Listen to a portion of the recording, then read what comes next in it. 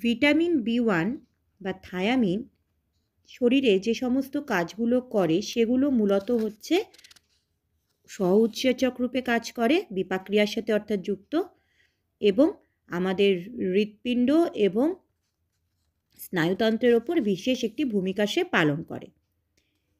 এবার আমরা যেটা পড়ব সেটা হচ্ছে ভিটামিন বি1 অর্থাৎ থায়ামিনের অভাব। থায়ামিনের অভাবে যে রোগটি হয় তার নাম হচ্ছে বেরি-বেরি। এই বেরি-বেরি রোগকে আমরা দুই ভাগে প্রথমে ভাগ করতে পারি। একটা শিশুদের বেরি-বেরি, আরেকটি হচ্ছে প্রাপ্তবয়স্কদের বেরি-বেরি। প্রাপ্তবয়স্কদের বেরি-বেরিকে আবার দুভাগে ভাগ করা যায়, সিক্ত বেরি-বেরি ও শুষ্ক বেরি-বেরি। আমরা এবার এই প্রত্যেকটা বেরি-বেরি নিয়ে পড়ব। থায়ামিনের অভাবে শিশুদের ক্ষেত্রে যে রোগটি হয় সেটাকে আমরা বলি ইনফ্যান্টাইল বেরি-বেরি বা শিশুদের বেরি-বেরি। সাধারণত মায়ের যদি খাবারে থায়ামিন কম থাকে তাহলে মায়ের দেহে তৈরি দুধ বাচ্চা যদি খায় তখন বাচ্চারও থায়ামিনের অভাব হয়। জেনারেলি এই ধরনের বেরি-বেরির ক্ষেত্রে অর্থাৎ শিশুদের বেরি-বেরিতে বাচ্চা 6 মাসের মধ্যেই আক্রান্ত হয়। এর লক্ষণগুলো হলো যে বাচ্চার খিদে কমে যায়, তারপরে একটা সবসময় একটা ঘ্যানঘ্যানানি ভাব থাকে, পেটের সমস্যা দেখা যায়, এবং মলের রং সবজে হয়ে যায়। যদি চিকিৎসা করতে দেরি হয় তাহলে কিন্তু এই ক্ষেত্রে শিশুর মৃত্যু পর্যন্ত ঘটতে পারে। এবার আমরা পড়ব প্রাপ্তবয়স্কদের বেরি-বেরি। এটি হচ্ছে সবথেকে ইম্পর্টেন্ট একটা অভাবজনিত ফলাফল ভিটামিন বি1-এর। প্রাপ্তবয়স্কদের বেরি-বেরিকে আমরা দুভাগে ভাগ করি, একটা শুষ্ক বেরি-বেরি আর একটা হচ্ছে আর্দ্র বেরি-বেরি।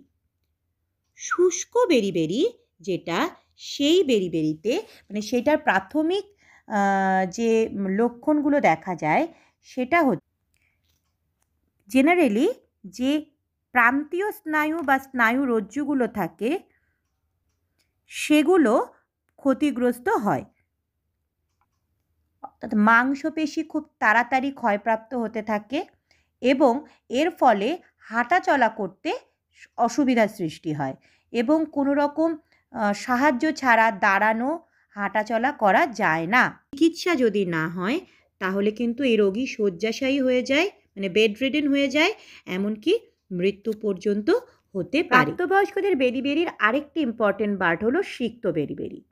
সিক্ত মানে ভেজা, মানে ওয়েট, অর্থাৎ এই সিক্ত বেরি-বেরির প্রধান লক্ষণই হলো ইডিমা বা জল জমা। মোটামুটি সারা শরীরেই কম বেশি জল জমতে থাকে এই ধরনের বেরি-বেরি হলে। তবে পায়ের নিচের দিক বেশি আক্রান্ত হয় এই জল জমার ক্ষেত্রে। পা ছাড়াও তলপেট, হৃৎপিণ্ডতেও জল জমার একটা সম্ভাবনা থেকে যায়। এই রোগের উপসর্গগুলি হলো বুক ধড়ফড় করা, শ্বাস নিতে কষ্ট হওয়া, পায়ের মূলত হাঁটুর নিচের যে মাসেলগুলো থাকে সেখানটা ভীষণ টান ধরে, ক্র্যাম্প হয়। তারপরে হৃৎপিণ্ডে যেহেতু একটা জল জমে তাই জন্য হৃৎপিণ্ডের সংকোচন প্রসারণের চাপ বেড়ে যায়, পালস রেট বেড়ে যায়, অর্থাৎ মানে নাড়ির গতি বেড়ে যায়, হৃৎপিণ্ড দুর্বল হয়ে পড়ে এবং এই ক্ষেত্রে যেটা হয় পেশেন্ট কিন্তু হার্ট ফেল করে মারা যেতে পারে। থায়ামিনের অভাবে যেহেতু বেরি-বেরি হয় তাহলে এটাও আমাদের জানা দরকার যে থায়ামিনের অভাব হয় কেন। থায়ামিনের অভাব মূলত দুটো কারণে হয়, ঠিক আছে? তা দুটো কারণ যদি আমরা দেখি, 1 নম্বর কারণ হচ্ছে যদি থায়ামিন কম গ্রহণ করা হয়, আর 2 নম্বর কারণ হচ্ছে থায়ামিন শোষণ যদি কম হয়। যদি প্রথমটায় দেখি যে থায়ামিন গ্রহণ কম, অর্থাৎ আমাদের খাদ্যে থায়ামিন কম থাকছে, কি কি কারণে থাকতে পারে?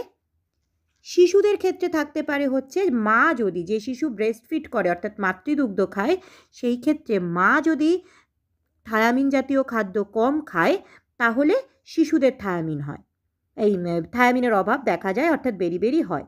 কিন্তু কথা হচ্ছে মা কেন থায়ামিন জাতীয় খাদ্য কম খাবে?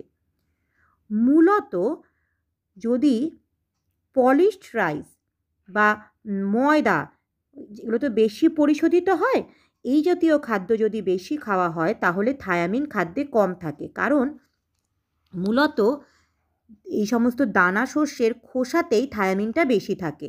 তাই যে দানা শস্য বেশি পলিশড হয়, বেশি পালিশ করা হয়, তাহলে তার থেকে পুরোটাই খোসা বাদ দিয়ে দেওয়া হয়, ফলে তাতে থায়ামিন কম পাওয়া যায়।